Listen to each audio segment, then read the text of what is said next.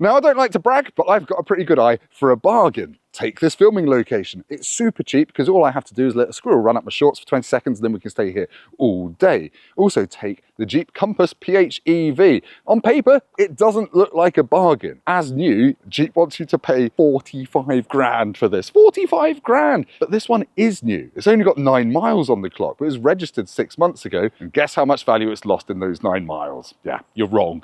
20 grand. It's lost 20 grand. It's now a 25 grand car, which, if you're like me, will set alarm bells ringing. But actually, in this video, we're going to find out if it is any good for 25 grand. And if I can't work it out, we'll just go and ask the squirrels to tell us what's actually good for us. All hail the squirrel overlords and the plug-in hybrids.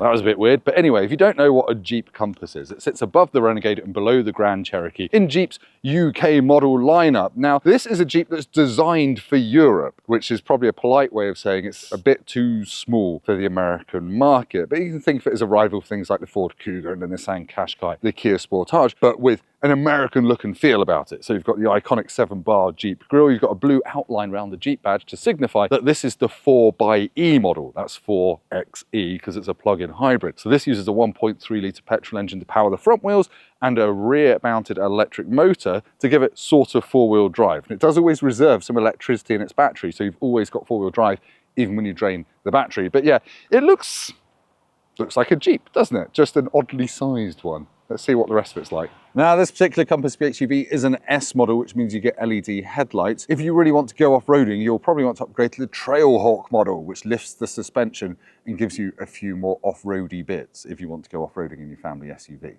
Now, I'm being a little bit facetious there about the off-road capability, but these are actually pretty good off-road if you get the Trailhawk version. It's about as good off-road as a Range Rover Evoque. It can't wade quite as deep. The Trailhawk can only wade through 50 centimetres of water. The Evoque's a little bit more. But I've taken one of these off-road in Wales and it does okay. And that electric motor on the rear axle can do some quite clever stuff to help keep you going, but you'll still want to fit knobbly tyres. In terms of practical everyday stuff, it's 4.4 metres long, about the same length as a Nissan Qashqai. This one, being the plug-in hybrid, is quite heavy. The battery and all the other stuff that you need makes it 1.9 tonnes. Bear in mind, it's mostly powered by a 1.3 litre petrol engine. That might have implications in the way it drives. But I think it looks quite smart on these blacked out 19-inch wheels. What do you think? Tell us down in the comments. Now, I've got a gripe with most plug-in hybrids because they don't give you a massive overall range with a full tank of petrol and a full charge. And this is the same. For a start, I can't open the petrol filler flap by going like this. You've got to press a button on the dashboard and then a couple of seconds later, that pops open. But the petrol tank's only 36.5 litres and the battery's only 11 kilowatt hours. So in total, you've got about 300 miles if you're lucky, which I don't think is very good. You also lose some boot space being the plug-in hybrid. And we're going to time this. And it bongs a lot. One of the slowest opening boots I've ever used. And it also shakes as well, like a dog doing something it shouldn't be doing. 438 litres of space. You get 18 litres more if you just get the 1.3 petrol, but that's a lot slower than this. It's an okay space. It's got a really flat load lip. It's got some kind of holders at the side for stuff. And there's a little bit of space under there for little bits and pieces. And as you can see, I've now jammed the cable in it. Brilliant, well done me. But anyway, my final annoyance with the boot of this car is it's electric. But where's the button to close it? Oh yeah, that's right. It's in the boot. So you've got to play that game. Normally, that'd be a risky game. Is it going to chop my arm off while I press the button? Oh no, wait. The ice caps are melting faster than that is closing. But it has got a reversing camera, which probably also beeps and bongs. Now, I think Jeep's done a good job with the Compass's cabin. They updated this car a year or two ago, and it does feel much nicer than it originally did in here. It feels more like a premium SUV with leather on the dashboard, some soft touch bits and bobs if you're a dashboard poking fetishist. You've got these nice leather seats which are ventilated in Trailhawk models. But most impressive really is the big digital dash and infotainment screen, which has got wireless Apple CarPlay. It's actually quite responsive, quite sharp, very colourful, and isn't too annoying to use. You've got physical climate controls down here, but if you want to change a heated seat, you've got to go through the touch screen. And down here it gets a bit buttony and a bit shiny black plastic, which I'm not a big fan of. And because this is the hybrid, There's a ton of different buttons and switches to control the hybrid system. So you've got 4-wheel drive, high and low and lock. You've got sand modes, snow modes. You've got e-save mode. You've got electric and hybrid modes. You've got the button for the filler flap. All a little bit too much, to be honest. They should have simplified that. You have got USB-C and a USB-A, but yeah, whatever. And here is quite nice. It's quite comfortable. There's not actually too many hard plastics, and it does share lots of this stuff with the Alfa Romeo Tonale underneath, by the way. I think the coolest thing, though, has to be the fact that the owner's manual and stuff comes in a little Jeep bag, which has got contour lines and stuff on it to make you want to go an adventure when you're looking for your locking wheel nut keys. Locking for your looking wheel nut keys? I can almost say that. Oh yeah, the door bins are all right as well. It's okay in here. It's a bit of a mishmash. Now, there is one further annoyance about the Jeep Compass's cabin. And that is the fact that it's really obviously set up for left-hand drive. The screen is slightly angled that way. That footwell has a bit more space than this one. The gear knob feels like it's set up for someone using their right hand, not their left hand. And the volume knob, that's on that side, not over here. It's classic Stellantis. I used to run an Alfa Romeo Stelvio, and that had the heated steering wheel button all the way over there, which wasn't very helpful. It loses marks for that. The back seat space in the Jeep Compass PHEV is actually kind of all right. I'm 6'3", so I'm quite lanky. That's my driving position, and my knees aren't anywhere near touching the front seat. I've got loads of space for my feet. Headroom's okay until I lean all the way back, and then, yeah, it does hit there slightly. And it's not much of a hump in the floor there. And the middle seat, though, is very narrow, and you've got these bolsters on it, so that won't be very comfortable. The ISOFIX points are, that's open, but they're a little bit buried in the leather. But they're soft, squishy. The seat angle's all right. This window line is quite high. So if you've got kids in a child seat, they might feel a bit claustrophobic. And the other weird thing is your centre armrest is just the whole middle seat with the headrest. That comes forward. You've got two big cup holders. You have got space for your arms, so it's not in the plastic bit, but then you can just see into the boot. So if you've got stuff back there, you're gonna, I don't know, have your cattle coming in and joining you in the cabin if you use this. Not ideal. Oh, there's a USB-C and a USB-A down there, as well as a 12-volt socket. Yeah, it's all right.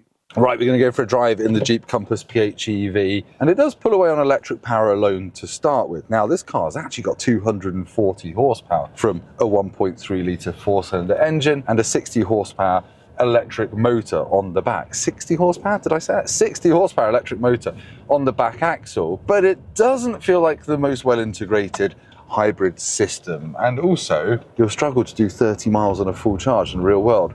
0 to 62 times 7.5 seconds, it's not as fast as that sounds, to be honest. That petrol engine, the way the gearbox handles it, it's not very well mapped. So the engine kind of just wants to rev, and it sounds a bit unpleasant, but you do trundle along reasonably briskly. Or it just doesn't know what to do and just lugs. And you can't really take manual control of the 6-speed gearbox either. So it's just, yeah, you just want to cruise around in it and never really wake the gearbox or the engine up. It's not particularly good fun. Now, the steering is really light, like really light. Going down a country road doesn't actually give me all that much confidence. It's best for city driving. You've got really intrusive lane keeping assist as well, but fortunately, I have a physical button up here so I can just turn that off. When you just settle down and drive it normally, it's actually all right. It smothers bumps pretty well. The ride isn't too jiggly, although when you start driving quickly, things get a bit fidgety and a bit disconcerting. It's just all a little bit average to drive, I would say. It's not as comfortable as something like an Nissan Qashqai, and the hybrid system's not great. There are other engine options though. There's a 1.3 petrol with about 130 horsepower thing. That's quite slow and not all that efficient. Then there's a normal self-charging hybrid as well.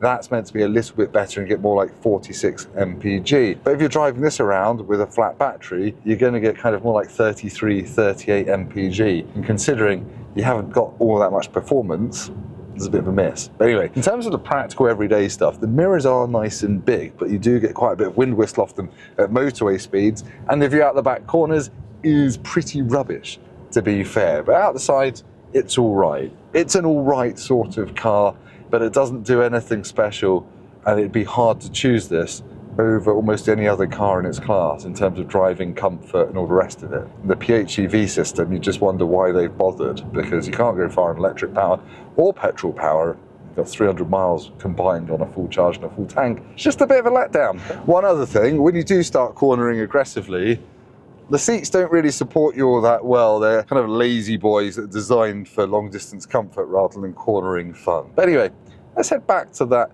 forest of justice and see if I can think of anything positive to say about this car.